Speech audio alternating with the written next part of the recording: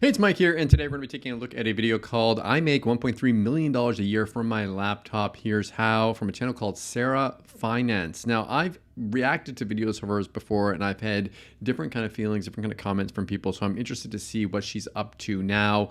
You guys can let me know in the comments below. I'm going to like her video. If you guys can like my video as well, it really helps out with my YouTube channel, and I appreciate it. And make sure you hit that subscribe button and bell notification. Let's jump into this and see how she's making $1.3 million a year from her laptop. I make over $1 million every year from just my laptop. I'm only 22 years old. I don't have this big team. It's really young, 22 years old to have figured this all out. When I was 22, I was still, in college and didn't have any idea what I was going to do with my life. So that's pretty amazing. I literally have 0 employees, and honestly, I love it this way. She has 0 employees. That's interesting. I wonder if she has kind of freelancers and people that she outsources some stuff to. She might not have employees, but she probably has people that she outsources to. And so I thought it would be cool to share my income streams with you in this video. I'm not sharing this with you to show off. I genuinely believe that this information will help someone out there potentially start a new income stream. I'm also not special in any way. We're probably actually alike. I grew up in a small city, had 0 connections, literally did not think making $1 million a year was even possible. I honestly did not have much growing up. My single mom raised me up all on her own. That's pretty impressive. I mean, it goes to show you really, you don't have to come from money to be able to make money on the internet. It's not like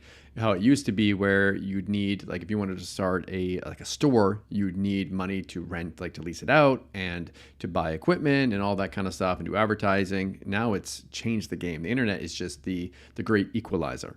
So I hope this information can kind of give you some hope and potentially show you that it's actually possible for you to achieve whatever you want. So my first income stream is affiliate marketing.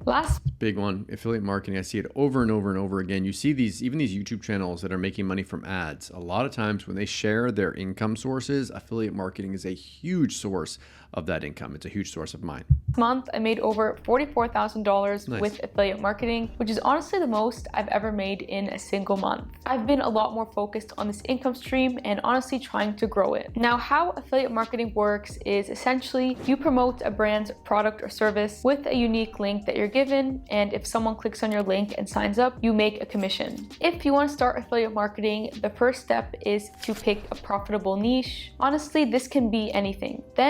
I don't agree that it can be anything. Sure, there are tons of different affiliate niches all over the internet. I mean, you can be an affiliate for multiple different things. It doesn't have to be tech related or money related, but if you look at it and you look at the different niches that make the most money, if you're doing this to make money, you probably want to do something that's like either electronics or finance, just because it has more money, more advertising. They can just afford to pay out more in commissions. You'll want to find high-paying affiliate programs in that niche, and you can find a ton of these on impact.com and clickbank.com. And then once you have affiliate links, you can start promoting them on social media. You can also promote affiliate links on your blog, to your email list, or by running ads. For anyone who wants a full affiliate marketing tutorial, I have a video on my channel that goes through everything you need to know step by step, so definitely check that out. I'll link it in the description. And if you're serious about starting this business and want to learn exactly how I made over $44,000 last month, I'd love to have you join my affiliate marketing course. It goes through everything you need to succeed, and I'll leave a link for it in the description of this video. Okay, so she has a course that she's selling. I'm fine with that. She's giving value, but most people out there have something to sell. Even that guy who is at Alex Hormozi, who's always started his videos out saying, I've got nothing to sell here, I'm just doing this to help you. He's selling stuff now. I mean, everyone's got something to sell. I truly believe that anyone can scale their affiliate marketing business to $10,000 a month if they're consistent, patient, and willing to put in the work. Now, moving on to my next income stream, which is selling digital products. A digital product could be like a planner, notebook, journal, or course. Here is an example of a digital product. Or it could be something like a cookbook or just a random online course. Now, if I was a complete beginner and wanted to start selling digital products, this is what I would do. So I would first think about my passions or just things I'm good at, and then think about how I can actually create an online course about this. Then I would actually start posting content on all social media platforms and advertise my course to my audience. You gotta be careful with that though. I have a friend who created an online course about helping out his senior parents, and he had lots of knowledge about it because he'd gone through that with them. But when he went to sell it, he just couldn't find the audience for it. So just be careful. There's things that people want to buy. A lot of times the best way to do this is to actually pre-sell it before you ever even create it. Find out if there's any interest about that course, and then once you have people sign up for it, then you create it. This is actually what I'm personally doing right now, and it makes me anywhere from $20,000 to $40,000 a month. The reason I'm able to sell online courses is because I have a ton of knowledge in specific industries, and because of that, people are just looking to learn from me and get a ton more information. And she's got a large following too, so remember that. She also has the traffic to send to it. I provide a ton of value in my courses, people love them, and so it's just a win-win situation. I'm genuinely passionate about teaching, and I think this is something I'll continue to do for a long time. If you also want to start teaching people and potentially create an online course, I recommend you do so using the platform Teachable. It makes it really easy to upload your... I've heard good things about Teachable. There are multiple different platforms though when it comes to putting courses on. I have courses that I didn't even put in a membership platform. I just put them on my website, and I make it so that you can't search for them. So people can't just go ahead and try to find them through Google. They're unlocked, and if someone wanted to share it with someone, they can. If you're really worried about that, you can lock it down in something like Teachable. Course there. But let's say you don't think you're qualified to sell a course because you don't have enough knowledge. That's fine. I actually recommend you sell other digital products like planners, notebooks, or journals. So you could easily start selling a digital planner on Etsy. There are so many people who do this. How I'd recommend you figure out what digital product to sell is go on Etsy, just search up digital product, then look through all the products there. And every time you see a product that says popular on it, that would essentially be a product that people are actually buying a lot of. And so that is a product that you can go ahead and remake. For example, this digital product is popular since it has that little label. And so this is something that you could potentially remake and sell. But of course, it's going to be complicated too. Remember, you're probably going to need to go through either a lot of YouTube training from people that are actually doing this, or purchase some kind of a course or mentorship to do it. Because it's, from what I've seen, it's not as easy as people say it is. Making these digital products is pretty simple. You can literally just use the software Canva. It has a bunch of pre-made templates for planners and journals, so you can create it there, then upload it to Etsy. People are actively searching for planners, notebooks, journals on Etsy, and so your goal is for someone to come across yours and potentially purchase it. You, of course, want to make sure your planner or digital product is appealing, and also make sure it looks similar to your competitors, because obviously if they're doing well, then you'll likely do well. My recommendation is you start by... If they're doing well, you're also their competitors too. So there's going to be a lot of people competing for that niche. So just be aware of that. Selling 5 to 10 different digital products. This way you can kind of see what works and what doesn't, and then figure out, what you want to double down on. Another way you can really scale this up and potentially get people off of Etsy to purchase your product is by promoting it on all social media platforms. So if you don't want to rely just on Etsy, you can also do that. So highly recommend you look into it. Now let's move on to my next income stream, which is my YouTube channel. I think that's a pretty big one for her. She's got a large channel. There's this common misconception that you need to be extremely talented to become a successful YouTuber, but that is definitely not the case. There are actually a ton of YouTubers that run faceless channels. There's this one YouTube channel called Movie Recaps, and this person is literally just using AI to create a voice, and also uses random footage for the background from different movie clips to create their content. I'd only be a little bit worried about, I see movie companies, studios that will get pretty aggressive when it comes to going after copyright. So you got to be careful about that. Also has over 2 million subscribers. So as you can see, there are so many different ways you can run a successful YouTube channel. Currently, my YouTube channel makes anywhere from $10,000 to $15,000 per month. I'm sure if I was more consistent. She doesn't post a lot either. She's not posting a ton of videos, that's pretty impressive. 10 to 15,000, a lot of it's passive.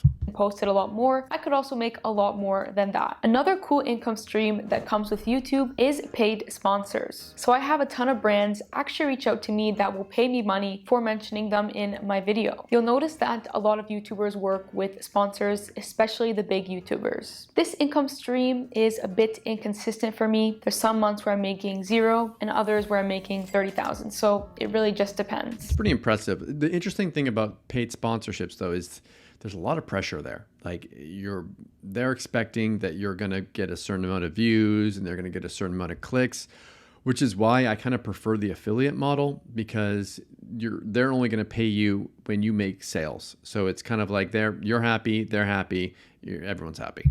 Now, if you're serious about starting a YouTube channel and think that you could be successful long term, you might as well try it out, and you can learn everything on YouTube. Like, there are so many tutorials on how you can get started. Now, moving on to my next income stream, which is my stock market investments. Every single person should. It's good that she's actually taking her income and investing it somewhere else, because you never know what's going to happen with this whole online thing. It can go up and down, which it has.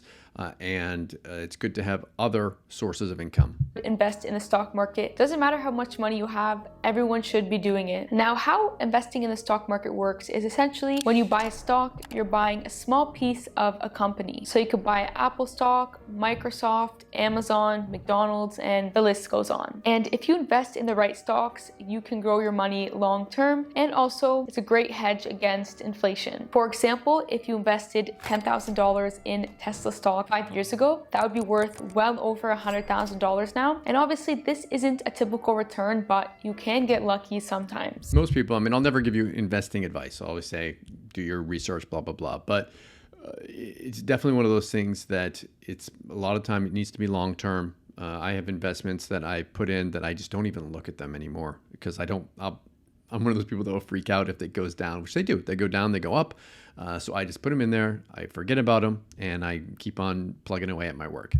You should usually expect to receive anywhere from a 7 to 10% return per year in the long term. Now, how you can long term, remember that, long term, because it can go crazy. Make a consistent income by investing in the stock market is by buying dividend stocks. So some stocks will pay you something called a dividend. So if you were to invest $10,000 in a stock that pays a 4% dividend, that means that you'd make $400 every single year by doing literally nothing. One of my favorite dividend stocks is TD Bank. It pays a 5% dividend currently, and so if I was to invest $10,000 in TD Bank, that means I'd make $500 a year passively. And let's not forget, the stock price is expected to increase in the long term, and so you're making money that way. Now, personally, my favorite stock market investment is VU. This is what I plan to invest 90% of my income in. VU is just an index fund ETF, and when you buy an index fund ETF, it's kind of like you're buying a big basket of stocks, so a small piece of like a ton of different stocks. And then you don't have to worry about picking individual stocks. I know a lot of people like to pick them, and I'm sure you've had friends that have bought stuff and they've won big.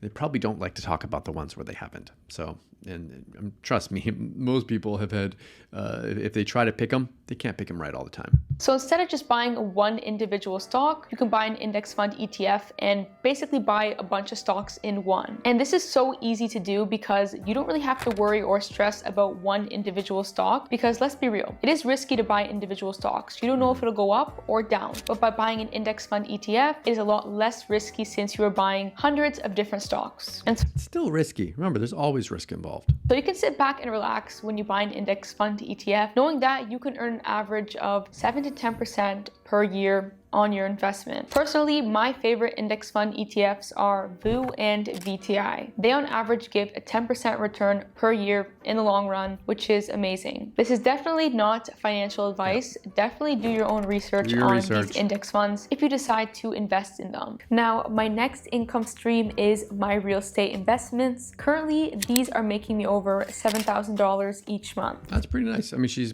taking her money, she's reinvesting it, she's buying income producing assets. She's doing a great job, especially for what, she's 22 years old. That's crazy. And eventually I hope to get to $20,000 a month consistently. Now, how this works is every month, tenants will pay me rent, and then I use that income to basically pay down any expenses, and then I profit the rest. And a lot of people think you need tons of money to invest in real estate, but that's not always the case since you get leverage. So this means that you can borrow money to purchase a property. You don't have to always use your own money. So let's say you want to purchase a $300,000 home, so you go to the bank to get a loan on that home, which is called a mortgage. So the bank might ask you to pay $15,000 upfront, and then they're going to require you to pay the rest back on a monthly basis. And let's just say they ask that you pay $1,400 every single month. Well, now let's 1,400, 14,000. I think she meant to me. Say you go out and rent that property for $2,000 a month. And so with that $2,000 that you make every month, you can use it to pay down the mortgage, any expenses. And if you do it right, you'll also be left with a little profit. Yeah, a little profit. You gotta be careful though, because there's expenses that come out, there's insurance, there's like things that you need to fix. It's a very complicated subject that you definitely need to do your research on. And on top of all of that, every year your property is expected to increase in value. So your $300,000 home could be worth $400,000 in a few years. And with time, you can continue to buy more and more rental properties, and eventually you can have a ton of properties all paid off in cash, making you a consistent income every single month. This is a way that many people build generational wealth. Now, my approach to investing in real estate is pretty simple. Basically, what I do is start other businesses like affiliate marketing, my YouTube channel, and everything I make from those businesses, I'll go ahead and invest it, and then that's pretty much how I plan to build generational wealth. So if you actually want to invest in real estate, I have a full tutorial on my channel, and I'll link it in the description if you want to check it out. Now, my next income stream, which is really small, is credit card reward points. Yeah, that's gonna be a really small, I mean, it depends upon what you're doing. If you are spending a lot of money on your credit cards, if you're buying ads and stuff, it could and literally every single person can have this income stream. So for example, let's say you get a credit card like this one, the Discover It Cashback credit card. And so whenever you spend $100 on this card, you get 5% of that back. So that means you get $5 back for every 100 you spend. If you spend $1,000, you get $50 back in cash rewards. I mean, this is why I always try to put everything I can on a credit card, but I pay it off every single month. And so a lot of credit cards will give you cash back just for using them. And so it kind of feels like a no-brainer to use it. Obviously, you have to always pay back every month in full. And sure, this isn't a huge income stream, but it's still something, especially if you have a business or you spend a lot of money, you want to look into this for sure. Now, that's all for my income streams. It was definitely not. So what do you guys think of all these different income streams? I mean, she's making $1.3 million a year from her laptop. That's crazy. Let me know in the comments below which ones you like, which ones you don't. Also, please like my video. It really helps out on the YouTube channel and I appreciate it. And hit that subscribe button and bell notification. Thank you so much for watching. I'll see you again in my next video. Thanks.